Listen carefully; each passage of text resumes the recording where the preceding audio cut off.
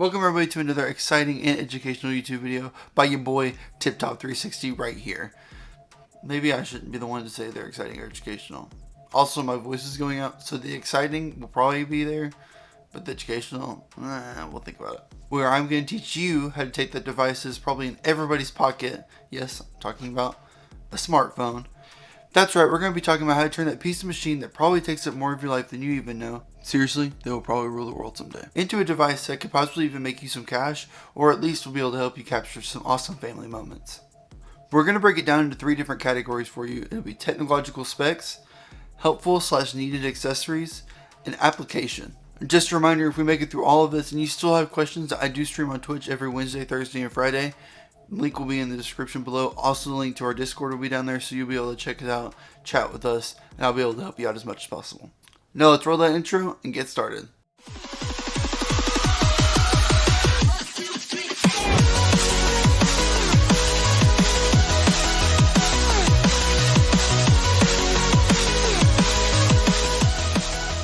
Now, smartphones these days are crazy overpowered, especially when it comes to their camera, but most people don't even know how much power they're actually holding in their pocket.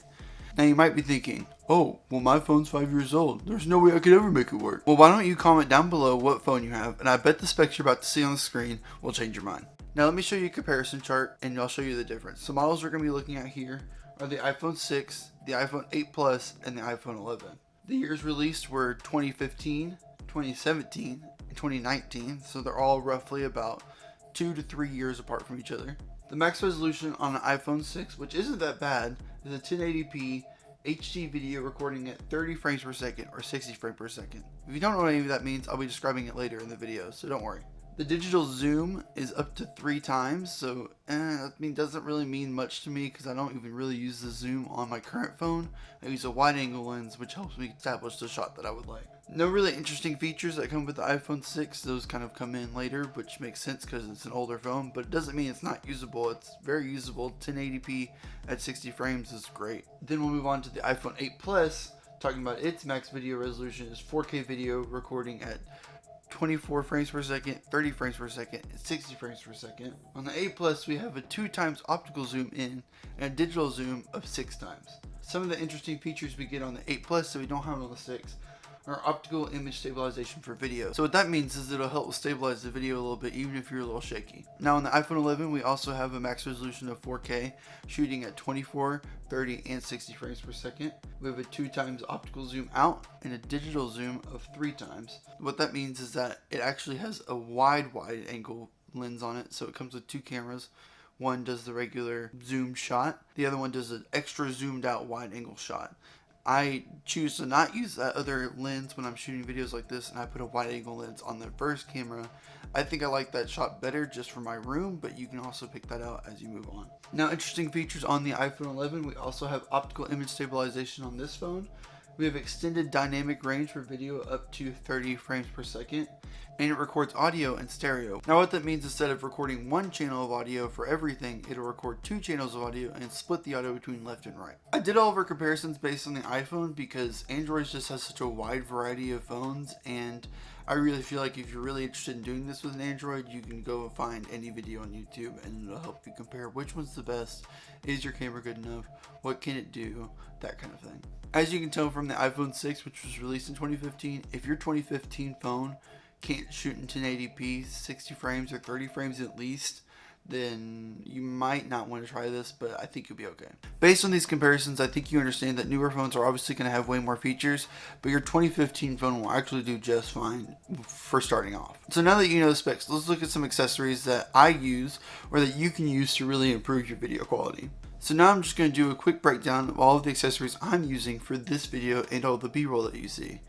For my phone, I'm using iPhone 11 mounted to Ulanzi U-Rig Pro on a pretty basic, just Amazon tripod. I really enjoy this setup because it comes with a lot of cold shoe mounting locations, which is great for most of the accessories that you're going to see in this video because they all have cold shoe.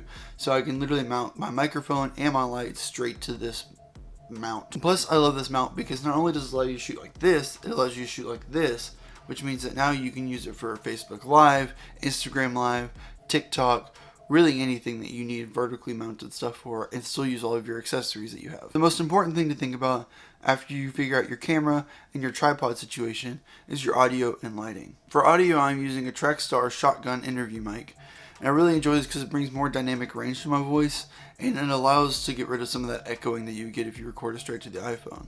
For lighting, I am using a Ulanzi VL49.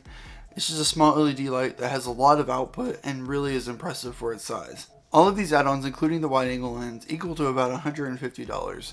That's not including the cost of the phone, because I'm assuming many of you are not going to go out and just buy a new phone just to do YouTube videos. Please don't do that. Seriously, if you're thinking about buying something just to do YouTube videos, don't buy a phone, buy a camera.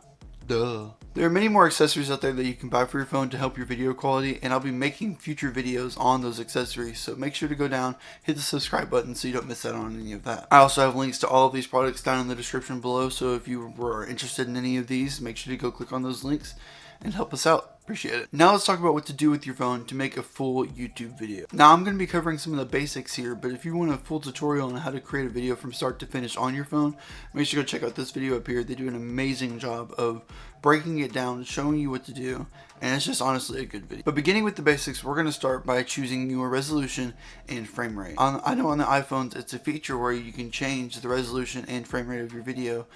I think it is on Android as well, based on the research, some of the research I did, but it's kind of unclear because I've never used an Android in that way. Your industry standard is most likely going to be 1080p at 60 frames per second. This means your video will be 1920 pixels wide and 1080 pixels tall. That is your typical 1080p monitor. Most monitors that you probably use on your computer are 1080p. And your video will have 60 frames per every second of video that is shot. Frames, by the way, are all the little tiny pictures your phone is taking to actually create the video, just saying. So a step down from 1080p would be 720p, and a step up from 1080p would be 4K, which is what I'm shooting here. So all this means is the higher the resolution, the more pixels are on your images, which means the more detail and fine-tuning your phone is essentially making to make your video look. I know on the iPhones, especially the new ones, your frame rate options are 24, 30 frames, and 60 frames a second. 24 frames per second is typically used whenever you are creating a cinematic video or a cinematic shot.